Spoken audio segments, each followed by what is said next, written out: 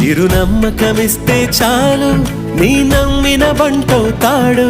తన ఊపిరి వంతెన చేసి పెను కడలిని దాటిస్తాడు నీ తెల్లని మనసుకు చల్లని చూపుల దీవెనలిస్తాడు ఆంజనేయ